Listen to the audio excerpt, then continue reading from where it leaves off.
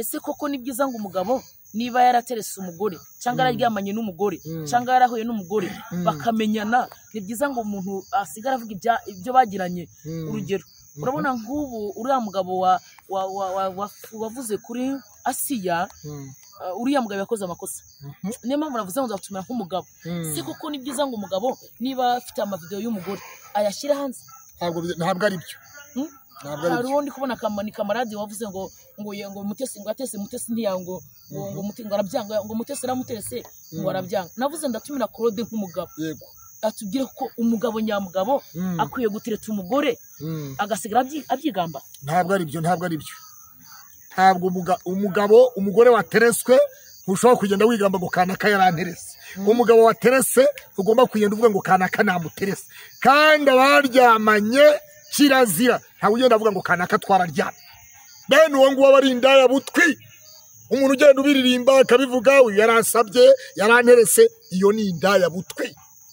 Kro nyine byarambabaje ndavanza gutumira kugira ngo ubwire nyine ubwire ko ibintu nyine abagabo bakoze byaratubabaje. Yego. Bose abagabo mu byumve, niyo mpamvu natuma umugabo mugenzi wanyu niba ushobora kuba uterese umudamu, si byiza ngo uvuge ngo namuterese ngo naramubonye. Mu by'ukuri ngende umishe mbabaye, narababaye ndavuga ngo nzagutumira nk'umugabo ubwira abagabo bagenzi bawe ko ibyo bari gukora atari byo.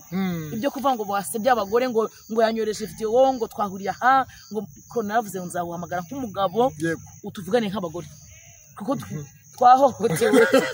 Kuba kamarade yaravuze ko Asiya ngo yamusabye ko baryamana, ntabwo ari ukuri, ntabwo ari byo, ntabwo Mutesi yabikora biriya bintu kuko kamarade n'umwana kuri Mutesi. Ikindi kandi mu by'ukuri nzi neza icyo Mutesi ashaka. Twese ntawe utamenya Mutesi icyo ashaka. Mutesi ubuze kamarade yaba yahaye iki Mutesi? Tuko se ntabwo bishoboka. Biriya ntabwo ari byo. Kubera yabikoze kuri Yasi biriya. Pastor Claude, turakwakiriye mu izina rya Yesu. Murakoze cyane kunyakira mu izina rya Yesu. Atari izina ryawe rikaba irya Yesu. Ntabwo twakwakira muri indi zina atari irya Yesu. Amakuru y'iminsi rero. Amakuru y'iminsi ni meza. Yego. Turakubona wicaranye hagati y'abagore babiri, naba mama naba damu. Kera abanyeshuri baravuga ngo gahungu kamwe mu bakobwa wangaye bagakora iki. Ibyo barimo barabyibaza abantu. Okay, kuri uyu munsi rero hano kuri Duhunduke TV haryana yindi televiziyo Imana ni nziza TV, bagerageje kugira ngo bagutumire bamenye cyane ko bagiye babona ujya gusura Asiya, mama Asiya mu Nzahuke. Niki wabwira abantu bakurikiye izi televiziyo zombi kugira ngo bakureho umucyo, kuko cyane bavuze ngo mwashaka kujya kumenya amakuru, mushaka kumuneka, mushaka kumenya ibindi bitandukanye bibera mu rugo. Ntabwo twamunetse ariko twashaka kumenya ibindi bibera mu rugo, ahubwo twamusuye nk'umupfakazi kugira ngo Bibiliya iravuga ngo Imana ikunda impfubyi n'abapfakazi. Rero twamusuye nk'umupfakazi, tumusura nk'umuntu ufite abana arera ndetse barimo inzahuke. Abana bagiye baturuka imihingo yose, impande zose, kugira ngo twifatanye nawe mu gikorwa cyiza akora nk'umupfakazi, tumube hafi kandi tumusubizemo ibyiringiro, tumubwire ngo Imana ikunda impfubyi n'abapfakazi. Niyo mpamvu rero twifatanyije nawe twerekezayo, tujyanye amakayi n'amakaramu na bimwe mu bikoresho by'abana b'abakobwa kugira ngo basubire ku ishuri. Yego. Benshi rero bagiye babiciraho akari urutega bavuga bati umuntu nka Pastor Claude wagiye ashyira amajwi ya Asiya hanze ndetse na Bosco Empire, ni iki cyamuteye icyo kintu? Nubwo ubisobanuye ariko abantu barashaka kumenya byimbitse, ni iki cyari cyagukoze ku mutima ukavuga uti reka njye gusaba mama Asiya imbabazi ariko nanamusure ngira ibyo mujyaniye? Icyabinteye ni umutima w'urukundo. Leta yacu y'ubumwe bw'Abanyarwanda dufite minisiteri yitwa Minisiteri y'Ubumwe bw'Abanyarwanda n'umuco mbonera cyangwa se n'uburere mboneragihugu, tukagira minisiteri y'umuryango n'iterambere. Ibyo byose rero ni bimwe mu byatumye tubasha kwerekeza hariya Intarabana mu karere ka Rulindo kugira ngo tujye kuganiriza uriya mubyeyi tujye kuganira nawe mu gihe yaterwaga amacumu ya social media aho uwitwa Steven Hakizimana muri Leta Zunze za Amerika yari yarekuye video n'amajwi bivuga yuko ngo yamwozaga ibirenge byari byatangiye gusobanurwa kwinshi gutandukanye amajwi yabaye menshi turavuga tuti rero byaba byiza duhagaze mu ruhande rw'uyu mubyeyi hanyuma tukamenya ukuri kandi Bibiliya yavuga ngo nimumenye ukuri kuzababatura niyo mpamvu raba dukurikiranye kuri izi mbuga nkoranyambaga izicana uko ari ebyiri tubabwire ngo uko niko kuri kwatujyanyeyo nta kindi kintu cyatwerekeje yego ikintu ngewe turagenda dusamarezinga Pastor Claude nagenda nkubaza inkuru zagiye zivugwa mu cyumweru cyashize so twagiye tubona wowe ubyivugira uvuga ko uri umwe mu bantu bakundaga Gahongayire ariko biza kugira mo umuntu witwa Pastor Mutesi aza kwica urukundo rwawe nawe ese koko byari byo none se wowe yumva urabona ndi umusazi oya urabona ndi umusazi oya ntabwo nigeze nyindera gufata imiti none se ugasanga ibyo navuze atari ukuri igihe wabyivugiye nawe wabimvugiye nyine haragiye bavuga bati Pastor Claude ashobora kuba wenda yagubwe utwitsi sinaje gutwika navuze ibyari bihari still uracyamukunda ndamukunda nk'umunyarwandakazi nka mushiki wanjye muri Kristo Yesu ariko kiriya gihe ntari bwagira uwo nkunda byo ku mutima naramukundaga waramukunda Mutesi aza kubyica Mutesi arabyica abanyarwanda cyangwa se abantu badukurikiye barabyumva aho biherereye Sandrine rero nawe reka twakire niba hari ikibazo wifuza kubaza Pastor Claude Derugize amahirwe uranamubonye ugira ukimubaza kuko uri umwe mu bantu Pastor Claude yakoze inkuru nyinshi avuga ku byawe n'uwahoze ari umukunzi wawe Ferdinand ndetse na Pastor Mutesi ibyo namubaza byo byinshi numvise bagiye unabimumbariza naho iby'umukunzi wanjye byo byararangiye ahubwo nagira ngo mwibarize kuko numvise umuntu anyongorera ariko sinjya nkunda kumva amabwire nimba ari ukuri koko kandi Imana itegeka kubabarira Claude nagira ngo nkubaze ni ukuri ko ugeze kugirana ikibazo na Yongwe niki cyatuma ese umunsi none ntabwo Yongwe uramubabarira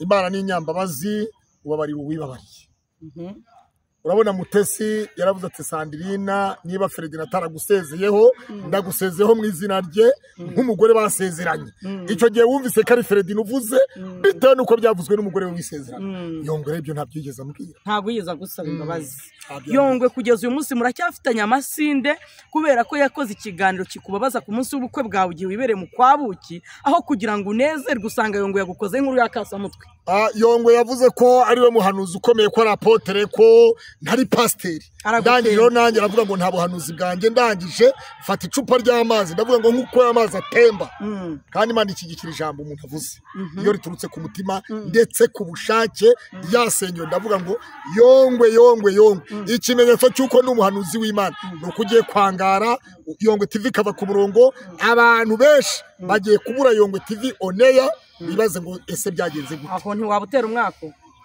urabudatera umwaka none se Imana yabwiye Aburahamu ngo nzogeza izina ryawe nzaguha umugisha uzakuvuga neza nzamuvuga neza uzagusebya nzamusebya kandi muri wowe imwe amahanga yo mu isi azahererwa umugisha shingiye kuri iryo jambo rero niho nahagaze biravugwa ko waba waragiye ku mupfumu n'igihugu ntibuka harya buriya ntiwari uharira biravugwa ko waba waragiye ku mupfumu ariko twahuriyeho nawe na Ferdinand oya biravugwa ko hari umupfumu wajyaho kugira ngo ibyo uvuze bijye byemerwa nuko ngo urazamuka none se Yesu ko yavuze yahanuye bikemerwa Eliya ko yahanuye bikemerwa Mose yaravuze biremerwa Yosuwa yaravuze biremerwa harya abo bari abapfumu reka da ni Imana yakumviye Yesu yaravuze ngo nimwemere ibyo mabwira mweho muzakora ibiruta ibyo nakoze kandi muzakora ibitangaza bitandukanye n'ibyo nakoze ayo ni amagambo Yesu yavugiye mu butumwa bwiza bwanditswe na Yohana 12:13 mbere yuko Pastor Diana agira icyo akubaza nk'umukozi w'Imana nge nari nkwisabiye ngo ubabarire Yongwe kuko kugeza uyu munsi wa none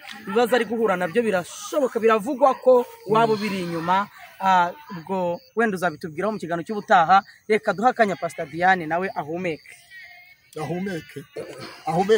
yarazibye oya hari ukuntu umuntu aba ari kuzurizwa imbere yavuga nyine akamanya Pastor Diane rero nawe tumuhaye ikaze niba hari ibibazo bibiri cyangwa bitatu yabaza Pastor Claude arega iyo ubonye umutumishi mugenzi wawe ugira ikintu umubaza kugira ngo nawe yamatsiko wari ufite ashire Pastor Diane tuguhaye ikaze ndabasuje abantu badukurikiranye Imana ibaho umugisha mbashimira kandi ko mwicara mukumva bino biganiro. Impamvu nicaye hano ni impamvu nk'ebyiri eshatu zatumye ntumira Claude nka pasiteri. yego Ni umupapa buriya ngiye nkunda no nkavuga ngo ntuzabonere umuntu mu kibazo, ntukabonere umuntu mu kigerageza arimo, kandi Imana itandukanye n'abantu. Hanyuma niyo mpamvu natumiye Claude. Impamvu ya mbere namutumiye ni ikiganiro nabonye kuri Asiya bagiye kumusura, nyine bagiyeyo. Asiya n'umudamu nkunda, nubwo ari mu kibazo ariko kandi azakivamo. N'umama nkunda ukuntu aca bugufi, kandi nkunda ukuntu asa n'uwiyoroshye. Imana imuha umugisha. Asiya ndagukunda, nzagusura nubwo ntaraza, nanjye ndi kubitekereza. Hanyuma niyo mpamvu nicaye ngira ngo mubaze si koko Asiya mwabonye ameze ate mu gihe cyo kuvugwa, mu gihe cy'urugamba aciyemo, mu gihe kimeze nka kiriya yisanzemo. Ndavuga Claude nzamutumira twicaye kuri kamera kugira ngo abantu badukurikiranye mushire amanga nyine mumenye ukuri. Icyo ni icya mbere. Cya kabiri Claude cyatumye nkutumira kugira ngo yitwikire karagatwiko. Biravugwa yuko Claude yego biravugwa yuko rero waba uwanyana Asiya waba waragiyeyo, abagendeye ku kiganiro wakoze cyuko ushaka kumuzamu waho, waba ushaka kumushyingira ukimara agahinda kuko waba warasohowe mu bukwe bwa Pastor Mutesi. none se gushyingira Asiya nabona umugabo kwiteka akabihira neza akabibamo neza, ntadutumira tuzabutaha. none se ko ari umupfakazi akeneye umugabo, nawe ubwawe ukeneye umugabo kandi baragutaye, ariko se Uwiteka bibuke mwese hamwe na Asiya. Imana iguha umugisha Pastor Claude, urakoze cyane kwitabira ubutumire, kandi urakoze cyane kwemera kudusobanura kuri ibintu abantu bamwe na bamwe bari bamaze iminsi bibazaho. Imana yo mu gihugu cyo mu ijuru iguha umugisha, kandi ibi bintu nimba warabikoranye urukundo, unyemere ntihakagaruke izindi nkuru zikomeza guca uriya mubyeyi intege, kuko ndabizi neza ko bitaba byoroshye. Claude, reka tugushimire cyane ku mwanya muto. Ndumushyimiremo Claude, ndamushimira kubera asanze Asiya. Ni ukuri hari igihe umuntu abamo agakenera umuntu umuba hafi. Iyo umuntu ari mu bibazo nibwo akeneye inshuti, nibwo akenera umuntu umuri hafi, nibwo akenera umuntu wamuhumuriza. Ariko kuba warakeneye mukamusanga nk'umudamu wa pastor mugenzi wacu, ni ukuri Imana iguha umugisha. Kandi Asiya akomera wabinyuramo. Iyo mboye ndavuga ngo wabicamo dia, nawe wabinyuramo. Claude, Imana iguha umugisha ko twamamaga akatwita bakemera kuza, ni ukuri Imana iguha umugisha. Wakoze cyane. Sawa, abari badukurikiye turabashimiye cyane namwe. Murakoze cyane namwe, bakore subscribe, like na comment.